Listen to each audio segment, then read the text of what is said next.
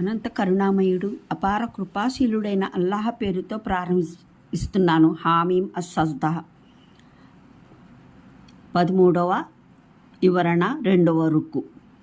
ఈ ఆయత్ వ్యాఖ్యానంలో వ్యాఖ్యాతలకు సర్వసాధారణంగా ఒక సంక్లిష్టత ఎదురయ్యింది. భూమి సృష్టికి 2 దినాలు. ఇందులో పర్వతాలను ఏర్పరచడంలో, శుభాలను పొందుపరచడంలో, ఆహార పదార్థాలను పుట్టించడంలో 4 దినాలు పట్టాయని అంగీకరిస్తే, మున్ముందు ఆకాశాల సృష్టి 2 రోజులలో జరిగిందనే ప్రస్తావన వచ్చిన దాన్ని బట్టి ఈ 2 రోజులు కలుపుకొని మొత్తం 8 రోజులు అవుతాయి. నిజానికి పరమప్రభు అనేక చోట్ల దివ్య ఖురాన్లో భూమి ఆకాశాల సృష్టి మొత్తం 6 రోజులలో జరిగిందని విశదీకరించి ఉన్నాడు. ఉదాహరణకు చూడండి, ఖురాన్ అవగాహనం సంపుటి 3 అల్ ఆరాఫ్ 54వ ఆయత్, యూసుఫ్ 3 ఆయత్, హూద్ 7వ ఆయత్, సంపుటి 5 అల్ ఫుర్ఖాన్ 59వ ఆయత్. ఈ కారణంగానే దాదాపు వ్యాఖ్యాతలందరూ భూమి సృష్టికి చెందిన 2 రోజులు కలుపుకొని 4 దినాలు అవుతాయని అంటారు. అంటే 2 రోజులు భూమి సృష్టికి, 2 రోజులు భూమి లోపలి సమస్త ప్రస్తావిత పదార్థాల సృష్టికి చెందినవి. ఇలా మొత్తం 4 రోజులలో భూమి దాని సామాగ్రి సమేతంగా సంపూర్ణమైపోయింది. కానీ ఈ మాట దివ్య ఖురాన్లోని బాహ్య పదజాలానికి వ్యతిరేకమైంది. వాస్తవానికి ఆ సంక్లిష్టత కూడా కేవలం ఊహాజనితమైన సంక్లిష్టత. దాన్ని తప్పించుకోవడానికి ఈ అన్వయం అవసరమనిపించింది. భూమి సృష్టికి చెందిన 2 రోజులు వాస్తవానికి పూర్తి స్థాయిలో ఇస్ప వ్యవస్థ అంతా రూపొందిన 2 రోజుల కన్నా వేరైనవి కావు. ముందు వచ్చిన ఆయట్లను గమనించండి. వాటిలో భూమి ఆకాశాల 2 సృష్టి ఒకేసారి ప్రస్తావించబడింది. తర్వాత అల్లాహ్ 2 రోజుల్లో 7 ఆకాశాలను నిర్మించాడు అని తెలుపడం జరిగింది. ఈ సప్త ఆకాశాలంటే ఇస్ప వ్యవస్థ అంతా అని ఉద్దేశం. ఇందులోనే ఒక భాగం మన భూమి. అప్పుడు ఇస్పంలోని అనేక ఇతర నక్షత్రాలు, గ్రహాల వలె ఈ భూమి కూడా ఈ 2 రోజులలో కేవలం ఒక గోళంలా రూపు ధరించినప్పుడు అల్లాహ్ దీన్ని సజీవ సృష్టితాల కొరకు సమాయత్తపరచడం ప్రారంభించాడు. 4 రోజుల లోపల అందులో పై ఆయట్లో పేర్కొన్న పదార్థాలు, సామాగ్రి అంతా పుట్టించాడు. ఇతర నక్షత్రాలు, గ్రహాలలో ఈ 4 దినాలలో ఏ వృద్ధి వికాసాల కార్యాలు చేయబడ్డాయో అన్న ప్రస్తావన అల్లాహ్ చేయలేదు. ఎందుకంటే ఖురాన్ అవతరణ కాలం నాటి మానవుడు అలా ఉంచి ఈ కాలపు మనిషి కూడా ఆ సమాచారాన్ని జీర్ణించుకునే స్థితిలో లేడు. ఈ సందర్భంలో 3 విషయాల విశదీకరణ అత్యవసరం. మొదటిది, గగనతలం అంటే అక్కడ యావత్తు ఇస్మం అని భావం. ఇది తరువాతి వాక్యాల వల్లను విదితమవుతుంది. మరో మాటలో గగనతలం వైపునకు మరలడం అంటే భావం పరమప్రభు ఈశ్వర సృష్టి వైపునకు మరిలాడు అన్నది. రెండవది, పొగ అని అంటే ఉద్దేశం మూల పదార్థం. ఇస్ప వ్యవస్థ రూపధారణకు ముందు ఒక రూపరహితమైన చిందరవంద అయిన అంశాల రూపంలో మూల పదార్థం తొలుత ధూళి రేణువుల్లా వాతావరణంలో వ్యాపించి ఉండే స్థితి అన్నమాట. నేటి భౌతిక శాస్త్రవేత్తలు దీన్నే మేఘమాల అని పేర్కొంటారు. ఇస్వ ప్రారంభం గురించి వారి భావన కూడా ఇదే. సృష్టి ఆదిలో ఇస్వం ఏర్పడిన మూల పదార్థం పొగలాంటి లేదా మేఘపుంజం లాంటి రూపంలో చిందరవందరగా ఉండేది. మూడవది, తర్వాత ఆయన గగనతలం వైపునకు మరిలాడు అని అన్నదానికి తొలుత ఆయన భూమిని నిర్మించాడు.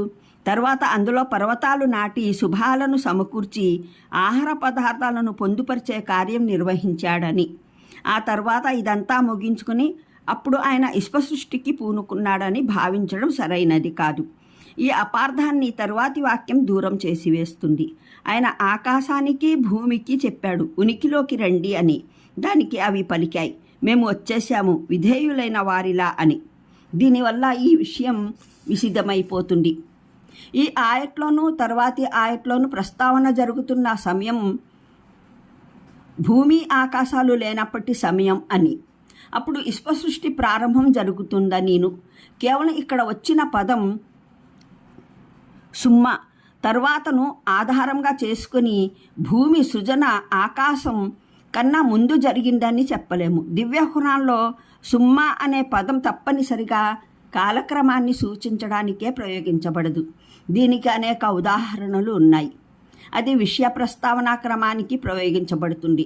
చూడండి, ఖురాన్ అవగాహనం సంపుటి 7 అజ్జుమర్ సూరా పాదసూచి 12. ప్రాచీన కాలం నుంచి వ్యాఖ్యాతల్లో ఈ విషయం పట్ల సుదీర్ఘ కాలంగా చర్చ జరుగుతూనే ఉంది.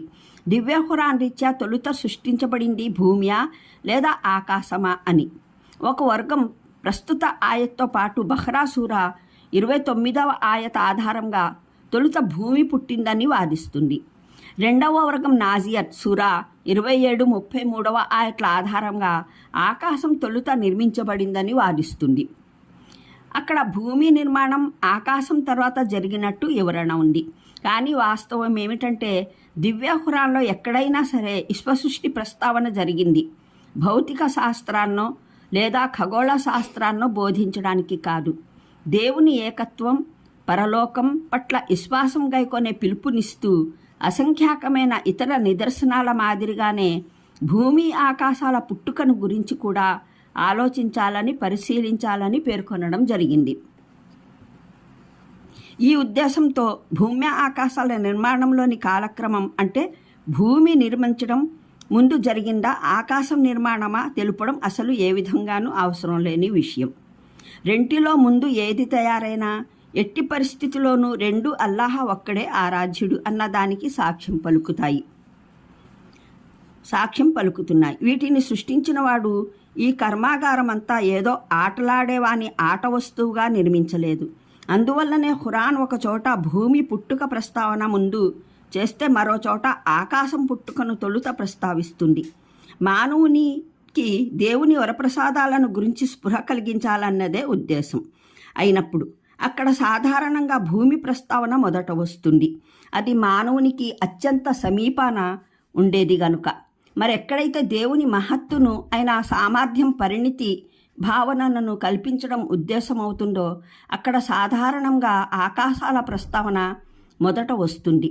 ఎందుకంటే గగన వీధిలోని దృశ్యం సదా మానవుని ఆంతర్యంపైన భయోత్పాతాన్ని సృష్టిస్తూ ఉంటుంది. ఈ పదాలలో అల్లాహ్ తన సృష్టి ప్రక్రియను వివరించిన తీరును బట్టి దైవ సృష్టి ప్రక్రియలోనూ మానవ నిర్మాణ ప్రక్రియలోనూ గల వ్యత్యాసం తేటతెల్లమైపోతుంది. మానవుడు ఏదైనా వస్తువును తయారు చేయాలని అనుకుంటే ముందు దాని రూపం తన ఆంతర్యంలో ఊహించుకుంటాడు. దానికి కావలసిన పదార్థాలను సేకరిస్తాడు.